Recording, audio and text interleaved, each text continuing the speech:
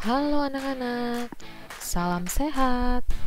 Salam jumpa kembali di Yuk Belajar bersama Miss Hesti. Apa kabar kalian hari ini? Masih semangat kan belajar dari rumahnya? Seperti biasa ya, sebelum belajar jangan lupa untuk selalu sarapan, karena belajar juga butuh energi loh. Buku dan alat tulisnya sudah disiapkan belum? Selalu awali hari dengan berdoa ya anak-anak. Anak-anak, pandemi ini masih belum berakhir. Selalu terapkan protokol kesehatan ya, untuk meminimalkan risiko terpapar virus-virus jahat. Mencuci tangan dengan sabun, lalu membilasnya di bawah air yang mengalir. Memakai masker dengan baik yang menutup bagian hidung dan mulut kalian, serta tidak lupa selalu menjaga jarak minimal 1 meter, terutama saat berada di tempat-tempat umum ya. Kalau sudah siap, yuk belajar. Hari ini kita akan belajar mata pelajaran PLBJ pelajaran 13 dengan materi Posyandu. Posyandu merupakan salah satu fasilitas umum yang melayani masyarakat yang ingin berobat. Posyandu juga melakukan penyuluhan tentang kesehatan. Siapa saja yang menggunakan posyandu? Dan siapa sih pengelola posyandu? Pada pembelajaran hari ini, materi yang akan kita pelajari adalah fasilitas umum posyandu, kegiatan posyandu, dan juga manfaat posyandu.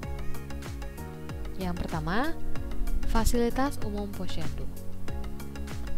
Anak-anak, kita harus mengenal ya apa itu posyandu.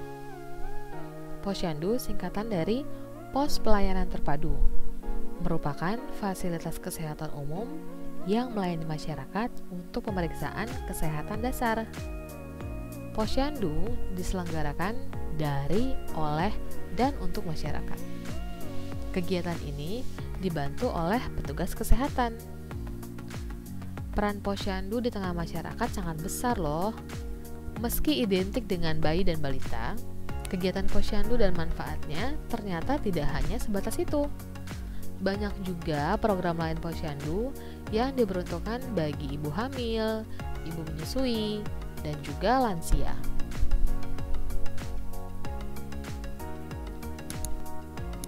Nah, selanjutnya kegiatan posyandu. Di posyandu ada 4 kegiatan. Yang pertama, imunisasi. Yang kedua, pemeriksaan ibu hamil. Yang ketiga, penimbangan dan pemeriksaan gizi.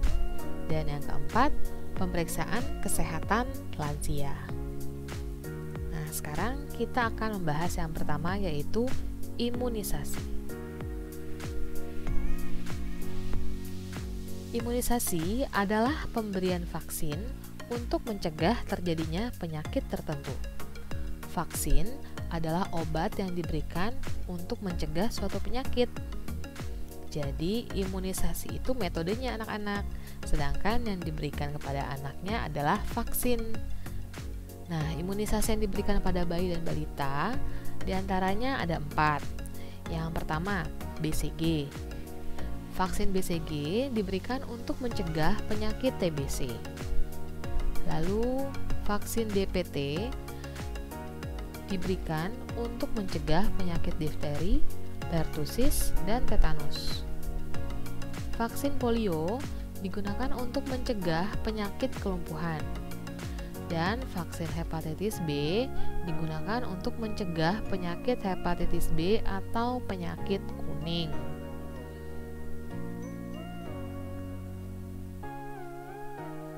Kegiatan posyandu yang berikutnya adalah pemeriksaan ibu hamil. Pelayanan yang diberikan posyandu kepada ibu hamil mencakup pemeriksaan kehamilan, pemantauan gizi, serta persiapan persalinan atau kelahiran. Nah, agar kondisi ibu hamil tetap terjaga, biasanya mereka akan mendapatkan vaksin TT atau tetanus toksoid. diberikan untuk mencegah penyakit tetanus yang masih umum terjadi di negara berkembang. Salah satunya seperti Indonesia. Setelah melahirkan pun, ibu juga bisa mendapatkan suplemen vitamin A, vitamin B, dan juga zat besi yang baik dikonsumsi selama masa menyusui. Kegiatan posyandu yang ketiga adalah penimbangan dan pemeriksaan gizi. Salah satu program utama posyandu adalah menyelenggarakan pemeriksaan bayi dan balita secara rutin. Nah, kegiatan ini biasanya dilaksanakan 1 bulan sekali. Jenis pelayanan yang diselenggarakan posyandu untuk balita mencakup penimbangan berat badan, pengukuran tinggi badan dan lingkar kepala anak, evaluasi tumbuh kembang, dan juga penyuluhan dan konseling tentang tumbuh kembang pada anak. Nah, semua hasil pemeriksaan ini dicatat di dalam buku, yaitu buku KIA, seperti pada gambar yang ada di sebelah kanan. Buku KIA adalah buku pink yang berisi kesehatan ibu dan anak. Selain itu, dicatat juga di KMS atau Kartu Menuju Sehat seperti pada gambar di bawah. Kegiatan posyandu yang keempat adalah pemeriksaan kesehatan lansia.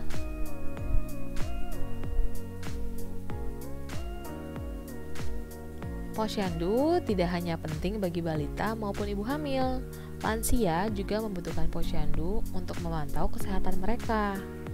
Posyandu lansia adalah pos pelayanan terpadu untuk masyarakat usia lanjut yang digerakkan oleh masyarakat, di mana mereka bisa mendapatkan pelayanan kesehatan. Tujuan posyandu lansia adalah meningkatkan kesadaran para usia lanjut untuk membina sendiri kesehatannya, meningkatkan kemampuan dan peran serta keluarga dan masyarakat dalam mengatasi kesehatan usia lanjut,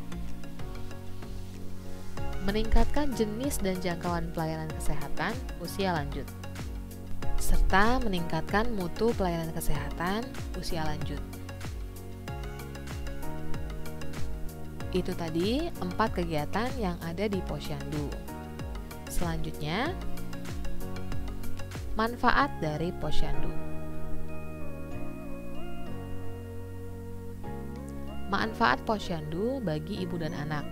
Yang pertama, memberikan kemudahan untuk mendapatkan informasi dan pelayanan kesehatan bagi ibu, bayi, dan anak balita. Pertumbuhan anak balita menjadi terpantau. Bayi dan anak balita mendapat berbagai vitamin dan memperoleh imunisasi yang lengkap. Keempat, kesehatan ibu hamil dan menyusui terpantau dan mendapatkan vitamin. Dan bila terdapat kelainan pada anak dan ibu, bisa segera dirujuk ke puskesmas. Dan yang terakhir, memperoleh berbagai pengetahuan dan pengalaman tentang kesehatan ibu, bayi, dan balita. Sedangkan bagi para lansia, manfaat posyandu adalah mempertahankan kesehatan fisik para lansia agar selalu bugar. Di posyandu, para lansia akan diperiksa kesehatannya. Ada juga kegiatan rutin yang dilakukan, yaitu olahraga ringan yang sesuai untuk usia orang tua.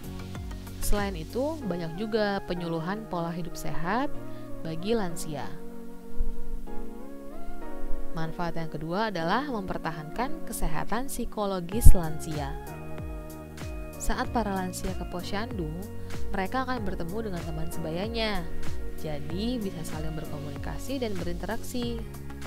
Nah, hal ini menjadi obat untuk mengatasi kesepian ataupun kesedihan mereka.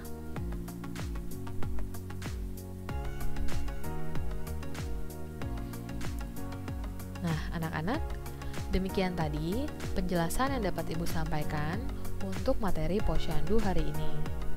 Kiranya apa yang Ibu sampaikan dapat diterima dengan baik dan menjadi ilmu yang berguna untuk kalian kelak.